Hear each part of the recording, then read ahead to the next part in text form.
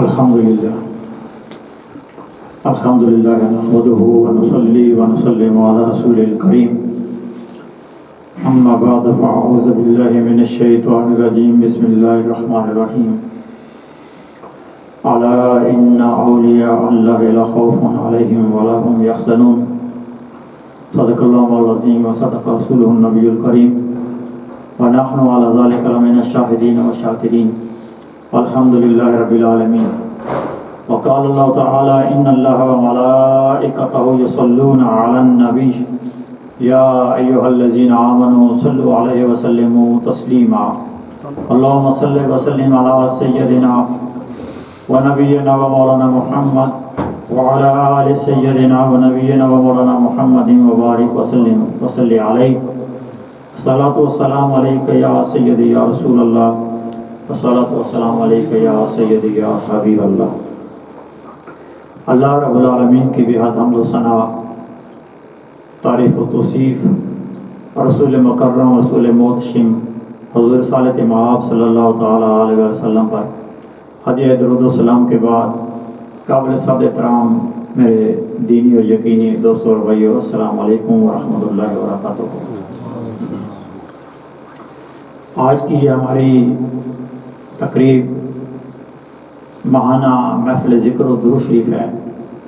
لیکن آج کی اس نشست کو ہم نے منسوب کیا ہے حضرت سید شیخ عبدالقادر جیلانی پیر امیر میرا سے، کہ ان کے حوالے سے بالخصوص اس مہینے میں ان کا ذکر کثرت کے ساتھ کیا جاتا ہے، تو انہیں کے حوالے سے چند ایک معروضات آپ کی خدمت میں پیش کرنا چاہوں گا کہ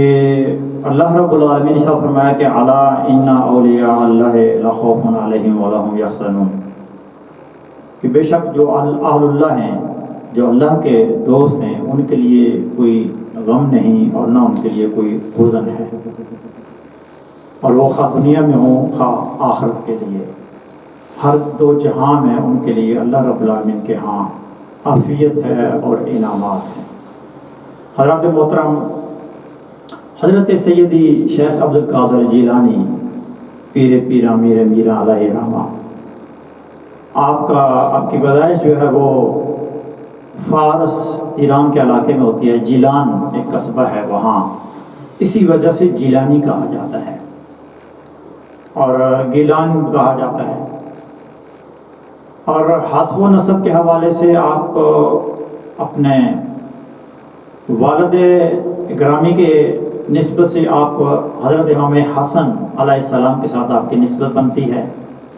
اور والدہ کی طرف سے آپ کی نسبت حضرت سیدنا امام حسین علیہ السلام سے بنتی ہے۔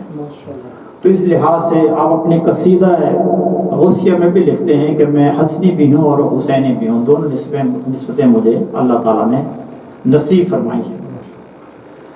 آپ کی پیدائش تو وہاں ہوتی ہے جیلان میں، فارس کے علاقے میں، ایران میں، لیکن جب آپ ابتدائی تعلیم بھی آپ اپنے والدین کے ساتھ ہی وہیں حاصل کرتے ہیں، آپ کے والد کا سایہ سر سے اٹھ جاتا ہے،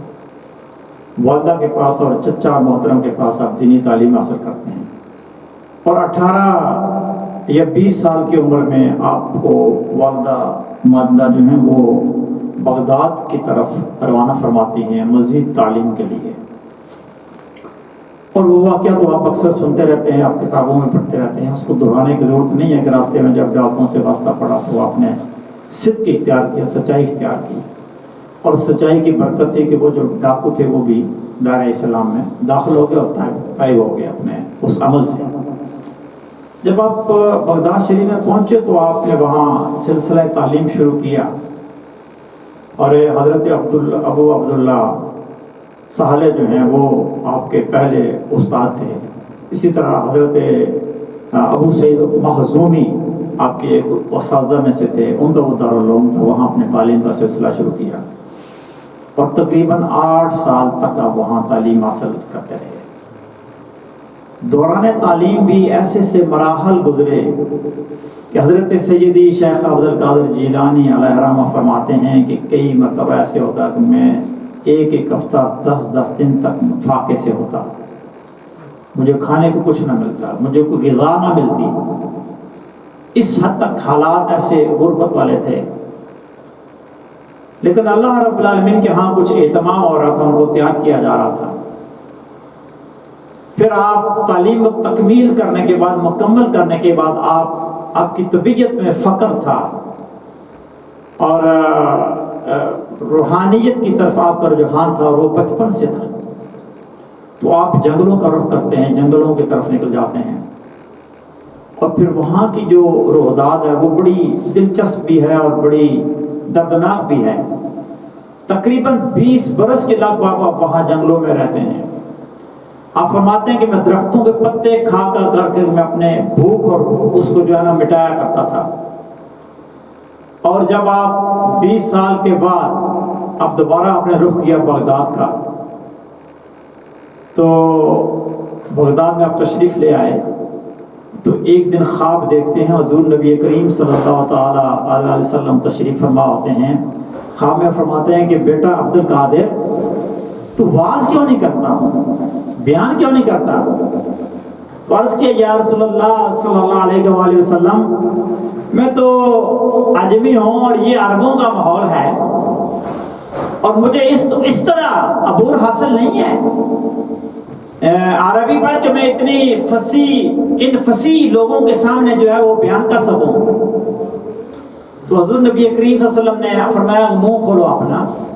اور رسالت مآب صلی اللہ علیہ وسلم نے اپنے لعاب دان جو ہے، یہ تھوک مبارک جو ہے وہ 7 مرتبہ آپ کے منہ میں ڈالا اور فرمایا کہ جاؤ۔ تو حضرت عبد القادر جیلانی علیہ فرماتے ہیں کہ میں آ گیا بغداد میں، اور میں نے ارادہ کیا کہ میں بیان کروں، وعظ کروں، تو کہتے ہیں کہ میں ممبر پر بیٹھا وعظ کے لیے، تو میں ہچکچاہٹ کا شکار ہو گیا اور میں کچھ بول نہ سکا، اور میرے اوپر ایک خاموشی بھی طاری ہو گئی اور ایک کپ کپی طاری ہو گئی جسم پر۔ تو فرماتے ہیں کہ مجھے انکشاف ہوا، منکشف ہوا، میں نے دیکھا کہ حضرت مولا علی کرم اللہ وجہ الکریم جو ہے وہ تشریف فرما ہوئے ہیں، اور مجھے فرماتے ہیں بیٹا بیان کرو، کیوں نہیں کر رہے؟ تو میں نے عرض کیا کہ حضور مجھے سکت نہیں ہو رہی، طاقت نہیں ہو رہی بولنے کی۔ تو آپ نے فرمایا زبان کھولو، منہ کھولو اپنا۔ عبد القادر کہتے ہیں میں نے منہ کھولا تو آپ نے 6 مرتبہ اپنے تھوک جو ہے لعاب دان میرے منہ میں ڈالا، اور فرمایا کہ آپ اپنا بیان شروع کرو۔ تو کہتے ہیں میں نے عرض کیا کہ حضور نانا جان نے رسالت مآب صلی اللہ علیہ وسلم نے تو 7 مرتبہ میرے منہ میں اپنا لعاب دان ڈالا اور اپنے 6 مرتبہ ڈالا، تو آپ نے فرمایا کہ میں ادب کی وجہ سے 6 مرتبہ ڈال رہا ہوں۔ حضور نبی کریم صلی اللہ علیہ وسلم نے 7 مرتبہ ڈالا تھا، میں ادب کی وجہ سے 6 مرتبہ ڈال رہا ہوں۔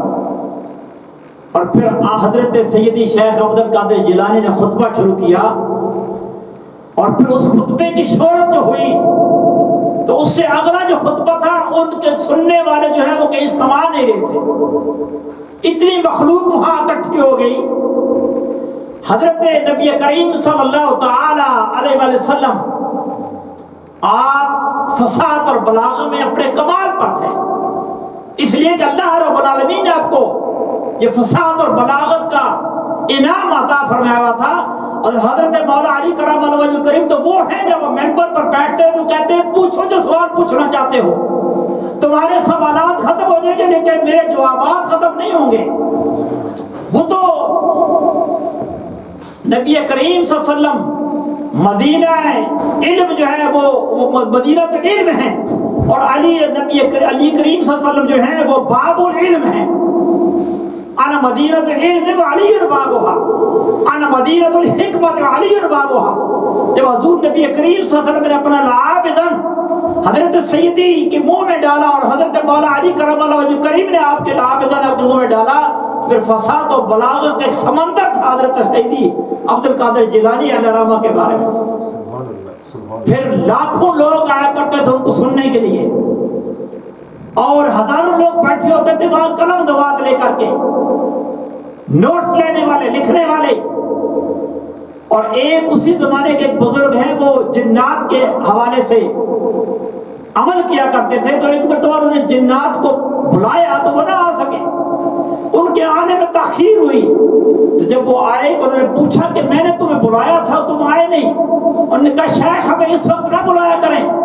فلاں دن اور فلاں ٹائم ہمیں نہ بلایا کریں، ہم سیدی شیخ عبد القادر جیلانی کے محفل میں ان کا واعظ سننے جاتے ہیں۔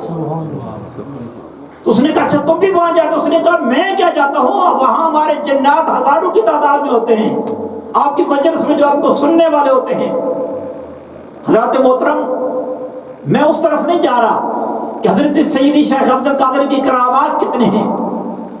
میں تو اس طرف جا رہا ہوں کہ حضور نبی کریم صلی اللہ تعالی علیہ وآلہ وسلم نے جب اپنا لعابتن ڈالا آپ کے منہ میں، اور حضرت مولا علی کرم اللہ وجہ کریم نے لعابتن ڈالا، تو اس کے بعد جب بدار میں داخل ہوئے تو نہ صرف فصاحت و بلاغت میں آ گئی آپ کی زبان میں، آپ کے اندر، بلکہ جس طرف جاتے تو لوگ کہتے ہیں یہ معی الدین ہے، یہ دین کو زندہ کرنے والا ہے۔ غیب سے آواز آیا کرتی تھی کہ معی الدین ہے، جس دین کو زندہ کرنے والا ہے۔ اور پھر آپ کا اللہ رب العالمین نے آپ کو وہ مقام عطا فرمایا کہ ایک وقت ایسا آتا، آپ کہتے ہیں کہ یہ اب منبر پر خطبہ ارشاد فرما رہے تھے، اور خطبہ ارشاد فرماتے آپ نے کہا کہ یہ میرا قدم جو ہے سارے اولیاء اللہ کی گردنوں پر ہے، یعنی اللہ تعالیٰ نے آپ کو وہ مقام عطا فرمایا تھا روحانیت میں اور طریقت میں، کیونکہ آپ کے مقابل کا کوئی بندہ نہیں تھا۔ حضرات محترم، میں عرض کرنا چاہوں گا کہ حضور نبی کریم صلی اللہ تعالی علیہ وآلہ وسلم نے ایک مرتبہ ارشاد فرمایا، آپ نے فرمایا کہ میں اور علی ایک ہی نور سے ہیں۔ اور کب سے ہیں؟ حضور نبی کریم صلی اللہ علیہ وسلم کا نور کب سے ہے؟ حضرت آدم علیہ السلام کی تخلیق سے پہلے کا ہے۔ تو نبی کریم نے فرمایا کہ میرا اور علی کا نور ایک ہے۔ اب بات سمجھنے والی ہے، سمجھنے والی بات یہ ہے کہ اللہ رب العالمین نے دو نظام قائم فرمائے ہیں دنیا میں، ایک ہے خلافت کا نظام، ظاہری خلافت، ایک ہے خلافت کا نام باطنی خلافت کا۔ اب ظاہری خلافت جو ہوتی ہے وہ اس نے امور ریاست چلانے ہوتے ہیں، ایک ریاست ہے، ایک ملک ہے، اس میں جہاد کا انتظام کرنا، اس میں شہریوں کے لیے غذا کا انتظام کرنا، اس میں مارکیٹوں کا انتظام کرنا، اس میں عدالتیں قائم کرنا، اس میں لوگوں کے لیے جو جاب کے جو ذرائع ہیں، ان کے جو ذرائع آمدن ہیں ان کا انتظام کرنا، اور اس طرح کے دیگر جو مسائل ہوتے ہیں، رفع عامہ کے مسائل جو ہوتے ہیں۔ تو جو ظاہری خلافت ہوتی ہے اور جو ظاہری خلیفہ ہوتا ہے، یہ امور ریاست جو ہے ان کو سر انجام دیا کرتا ہے۔ اور جو باطنی خلافت ہوتی ہے، جو باطنی طور پر خلافت کا نظام ہے، وہ کیا امور تکوینیہ چلایا کرتے ہیں۔ امور تکوینیہ آپ سمجھتے ہیں؟ امور تکوینیہ کسے کہتے ہیں؟ یہ کائنات کو جو نظام ہے سارا اس کو چلایا کرتے ہیں۔ تو باطنی خلافت میں اللہ رب العالمین نے جس کو یہ باطنی خلافت عطا فرمائی اپنے، وہ سب سے پہلی جو شخصیت حضرت مولا علی کرم اللہ وجہ الکریم ہے۔ جب حضور نے یہ ارشاد فرمایا کہ میں اور علی ایک نور سے ہیں، تو پھر یہ بھی ماننا پڑے گا جب سے نبی کریم صلی اللہ تعالی علیہ وآلہ وسلم کا نور تھا، اس وقت سے حضرت مولا علی کرم اللہ وجہ الکریم کا نور اور باطنی خلافت جو ہے وہ قائم تھی۔ میں عرض کروں کہ حضرت مجدد الفسانی علیہ رحمہ،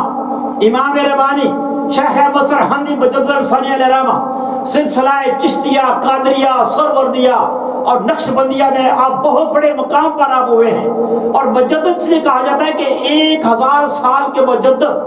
جو 1000 سال کے لیے دین کو ہمیشہ کے لیے اس کو تر و تازہ کر دے، دین کو جو دین کی جو مٹی ہوئی اقدار ہوتی ہے ان کو زندہ کر دے، اسے مجدد کہا جاتا ہے۔ حضرت مجدد الفسانی علیہ رحمہ اپنے مکتوبات میں، آپ کے مکتوبات 3 جلدوں میں ہیں، اور اپنے مکتوب نمبر 123 میں آپ لکھتے ہیں، آپ فرماتے ہیں کہ یہ فقیر کے مشاہدے کی بات ہے کہ دنیا میں جتنا بھی روحانی نظام ہے اور باطنی نظام ہے، اس کا سارا فیض حضرت مولا علی کرم اللہ وجہ الکریم سے ہے۔ اور آپ یہ فرماتے ہیں کہ فقیر یہ کہنے میں حق بجانب ہے کہ حضرت مولا علی کرم اللہ وجہ الکریم کا وہ جو خلافتی، وہ جو باطنی نظام ہے،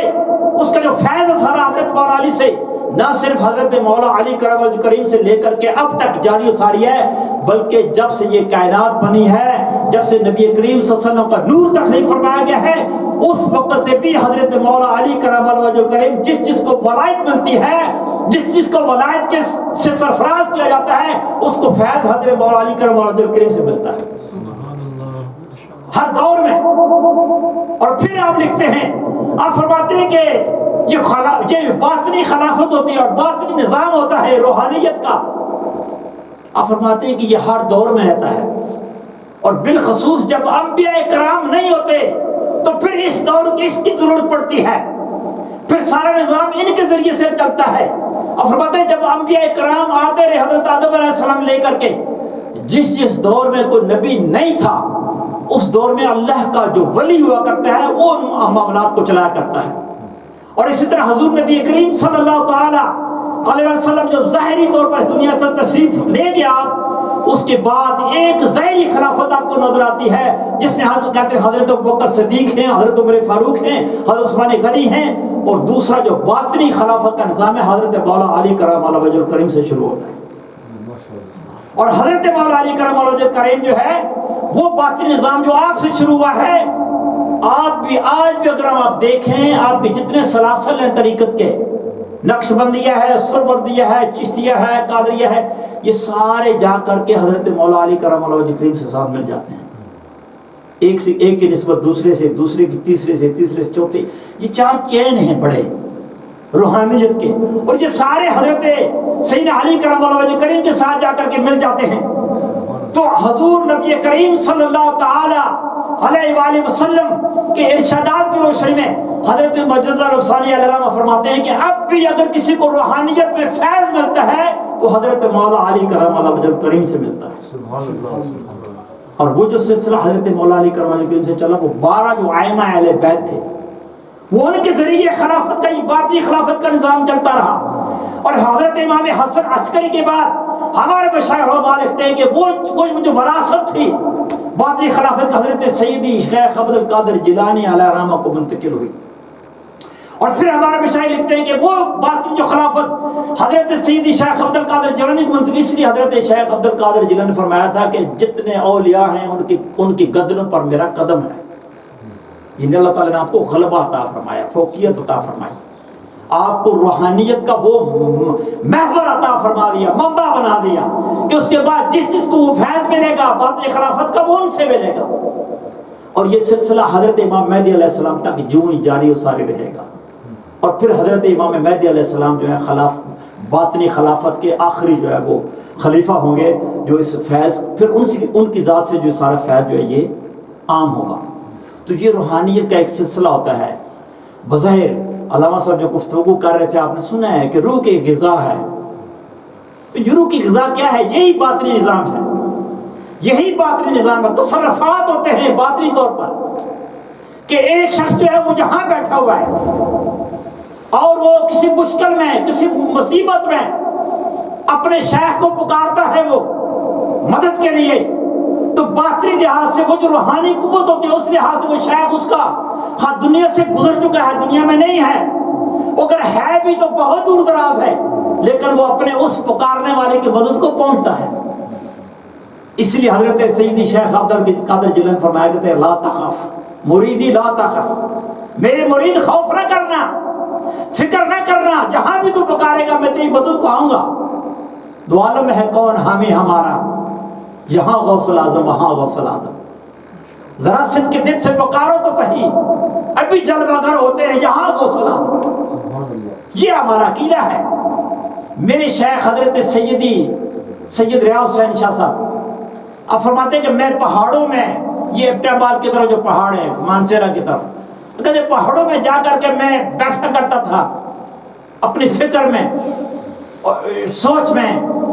ریاضت کے لیے۔ تو کہتے ہیں ایک مرتبہ میں جب میں نکل رہا تھا واپس آ رہا تھا تو ایک بہت بڑی چڑیل میرے سامنے کھڑی ہو گئی، بہت بڑی، قدام اور خوفناک۔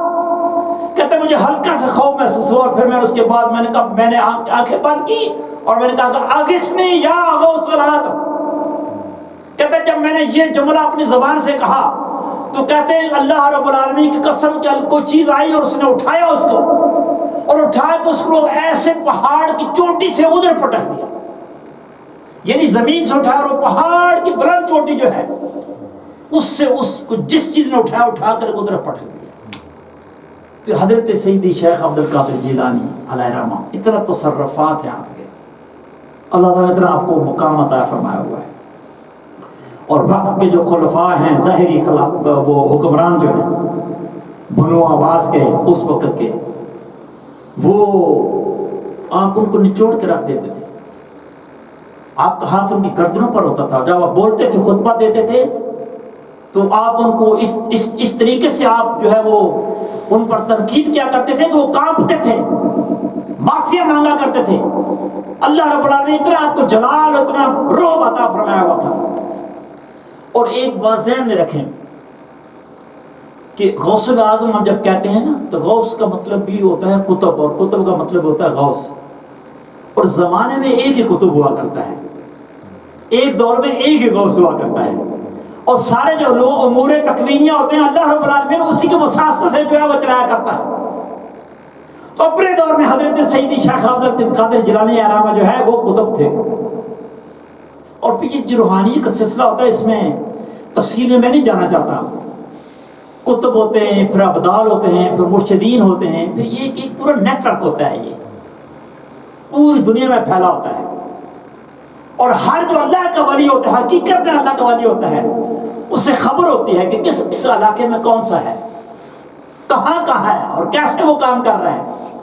یہ ایک پورا نیٹ ورک ہوتا ہے جو بظاہر ہمیں نہیں پتہ چلتا، لیکن جو اس روحانیت کی دنیا میں جو قدم رکھتے ہیں انہیں پتہ چلتا ہے. اور آخری بات جو یہ ہے کہ یہ بات طے شدہ ہے، جتنے مشائخ گزرے ہیں انہوں نے اپنے حلقوں میں اس بات کو بیان بھی کیا اور لکھا بھی. اور حضرت مجدد ثانی رحمۃ اللہ علیہ جیسے میں نے پہلے بیان انہوں نے بھی لکھا اس بات کو. آپ فرماتے ہیں کہ ہر دور میں جو بھی اللہ کا ولی ہوتا ہے اس وقت تک اس کی ولایت کنفرم نہیں ہوتی، اس کو مقام ولایت پر سرفراز نہیں کیا جاتا جب تک کہ اللہ رب العالمین کے حکم سے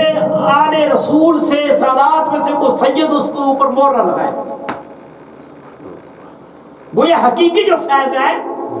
وہ حضرت سیدہ فاطمہ الزہرا اور حضرت مولا علی کرم اللہ وجہ کریم سے شروع ہوتا ہے. اس لیے فرمایا گیا کہ اس وقت تک کوئی بندہ مقام ولایت پر سرفراز ہو نہیں سکتا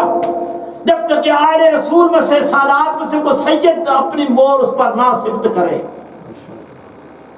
پھر وہ ولایت کے مقام پر، ولایت کے درجے پر وہ فائز ہوتا ہے. تو جو فیض سارا حضور نبی کریم صلی اللہ علیہ وسلم کی وساطت سے حضرت مولا علی کرم اللہ وجہ کریم کا ہے. اور حضرت سیدی شیخ عبد القادر جیلانی پیر پیرا میر میرا علیہ رحمہ اس روحانیت کی دنیا کے اور جو باطنی جو نظام ہے ہمارا روحانیت کا، اس کے بلند ترین مقام پر آپ فائز ہیں. اور وہ سارا فائز بنیادی طور پر حضرت سیدہ فاطمہ الزہرا اور حضرت مولا علی کرم اللہ وجہ کریم کا ہے. اللہ تعالیٰ ہمیں ان لوگوں کے ساتھ، ان بڑی ہستیوں کے ساتھ، عظیم ترین ہستیوں کے ساتھ اپنی نسبت اور تعلق جو ہے وہ قائم کرنے کی توفیق عطا فرمائے، اور ان کی زندگیوں سے ان کی جو نور تعلیمات ہیں اور جو ان کے شب و روز جس پاکیزگی کے ساتھ گزرتے رہے ہیں، اللہ تعالیٰ ان سے ہمیں اخذ فیض کرنے کی اللہ تعالیٰ ہمیں توفیق عطا فرمائے. اور اس دور میں بھی، آج کے دور میں بھی اور تا قیام قیامت یہ بات ذہن میں رکھیں کہ آپ بے شک نمازیں پڑھتے رہیں، آپ بے شک ذکر کرتے رہیں، آپ بے شک روزے رکھتے رہیں، آپ بے شک مشقت کرتے رہیں، آپ بے شک ریاضت کرتے رہیں، لیکن آپ کی نجاحت کا دار و مدار جو ہے وہ اس بات پر ہے کہ آپ کی نسبت اور آپ کا تعلق کسی آل رسول سید ولی اللہ سے ہو جائے. اللہ کو وہ ولی جو سادات میں سے ہے، نسلاً حضور نبی کریم صلی اللہ علیہ وسلم کی آل میں سے ہے، اس کے ساتھ آپ کی نسبت ہو جائے تو یہ انشاءاللہ العزیز میدان محشر میں قیامت کا دن نجات کی ضمانت ہے، اس میں نجات کی ضمانت ہے. اور اگر کوئی غیر سید ولی اللہ ہے اس کو فیض نبی کریم صلی اللہ علیہ وسلم کے وسیلے سے آل رسول کا فیض ہوگا، تب وہ جا کر کے آگے کسی کی اصلاح کر سکے گا۔ تو اپنی زندگیوں میں کوشش یہ کریں کہ جو نیک لوگ ہوتے ہیں اور بالخصوص آل رسول ہوتے ہیں، تقوی والے لوگ ہوتے ہیں، ان کی صحبت اختیار کریں، ان کی صحبت اختیار کریں، اور ان کی صحبت جو ہے وہ دنیا میں بھی اور آخرت میں بھی ہمارے لیے فائدہ مند ہوگی انشاءاللہ۔ اسی پر اتفاق کرتے ہیں۔ اللہ تعالیٰ ہمیں سمجھنے اور عمل کرنے کی توفیق عطا فرمائے۔